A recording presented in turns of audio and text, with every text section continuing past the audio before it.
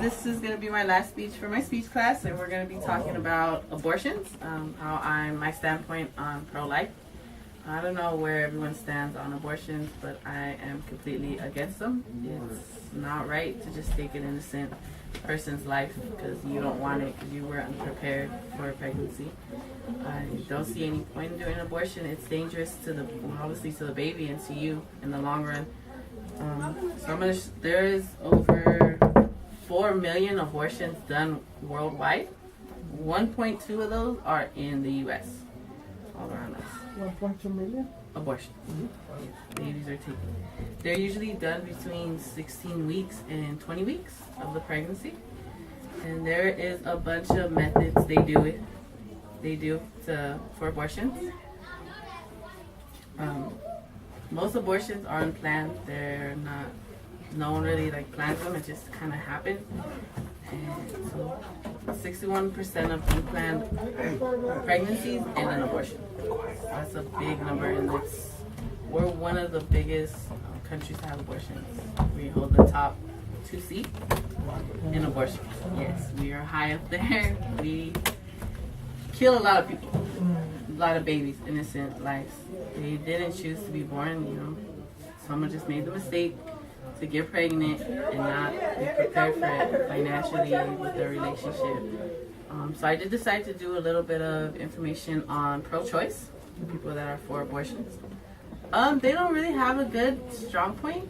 They mostly just focus on the mother, not really the baby, which I think is not a good standpoint, but I guess that's good. But it's the mother's fault. They should be more prepared to have a baby. And they're showing statistics on their website, and they're right here on why women get abortions. 21% is because of their financial state, how they are.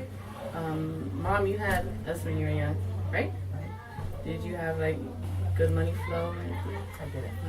Well, you didn't kill any of us? No, I I appreciate it. I've never had an abortion. Did it ever cross your mind to have an abortion? No, I was advised to have an abortion, but I wouldn't do it.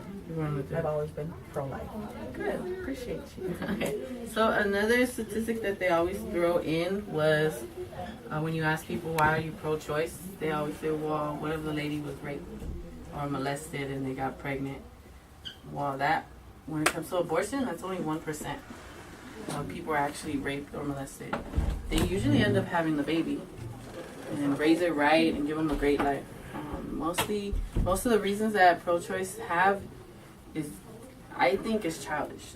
They're not responsible. They don't have a good relationship. Mom, how old were you when you had your first kid? 2 weeks before my 18th birthday. So you obviously were not responsible At all. Did you have a good relationship with your baby daddy? I did at the time. You did? Okay. I did. And obviously he didn't stick around. He ended up in prison. Okay. But you still have us and you still raised us. still- Do you regret it to this day? I don't. A lot of people that have abortions regret it. You regret their decision in the long run. And I'm trying to, when I was doing research, trying to understand what a mother where they're coming from. And I keep thinking to my mom, she had us at a really young age, and it didn't even cross her mind. I'm sure a lot of people wanted her to because she was young, right? And you didn't have good money.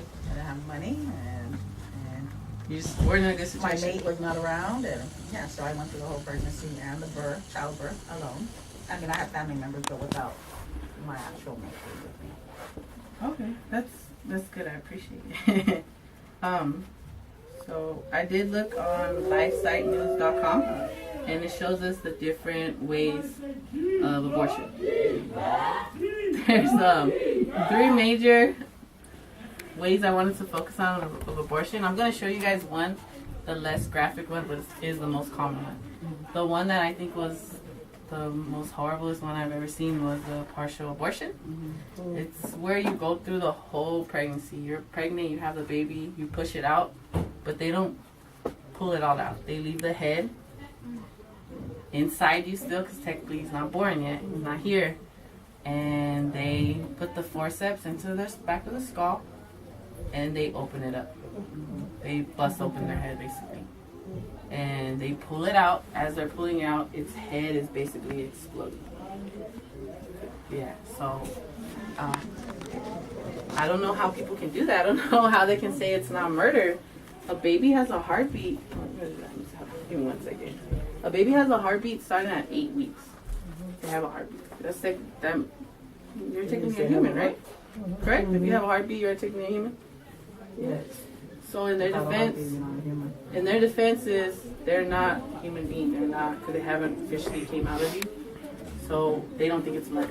They don't see how it's wrong. But it is, like, babies feel that all that pain that they're going through. At 10 weeks, a baby can feel pain. So if you're going through the whole pregnancy and you birth them out, they feel getting stabbed in their head and their head just exploding. It's sad. That's the worst one. I was going to show you guys that abortion, but yeah, it would have been bad.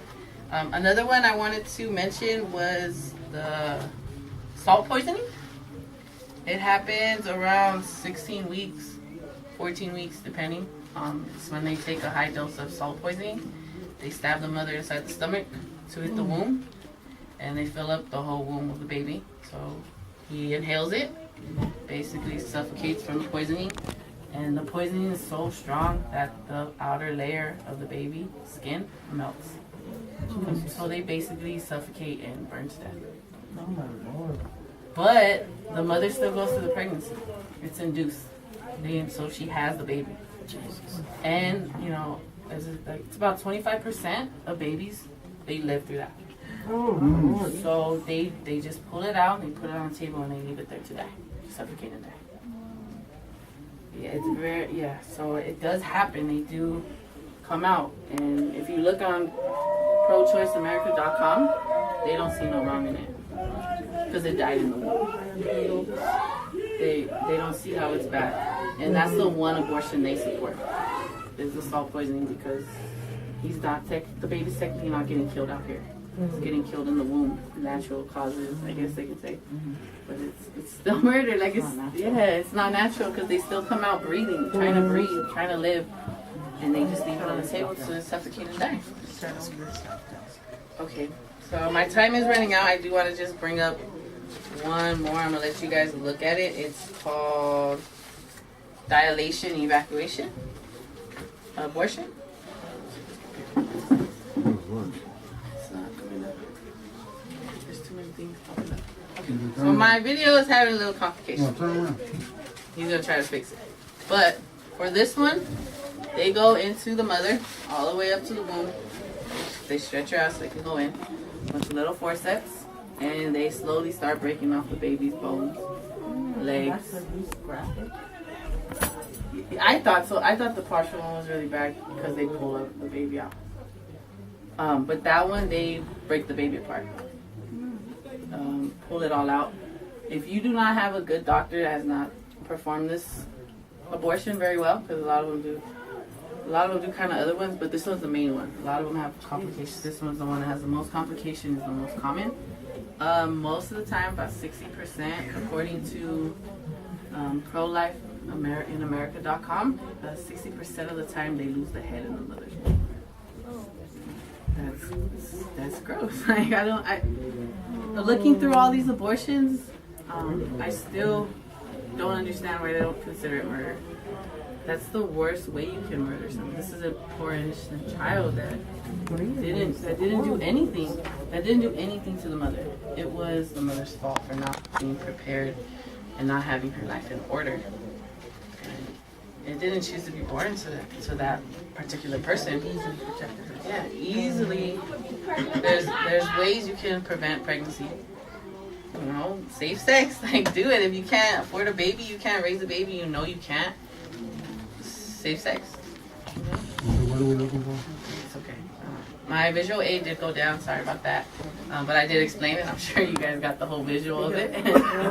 Of the abortion. Sorry.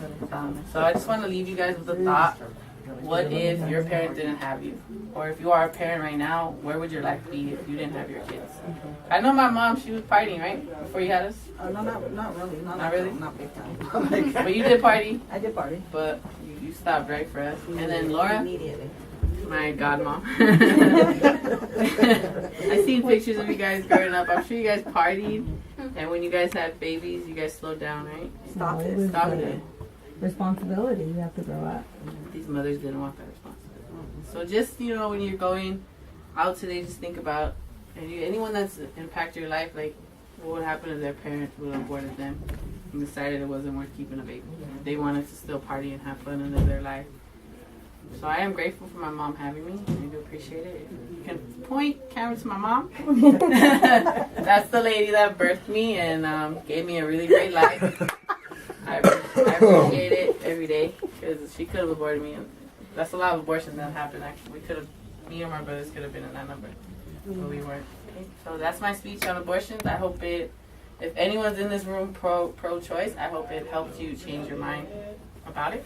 And that's it. I appreciate you guys for being here. Thank you. Pro-life, everybody.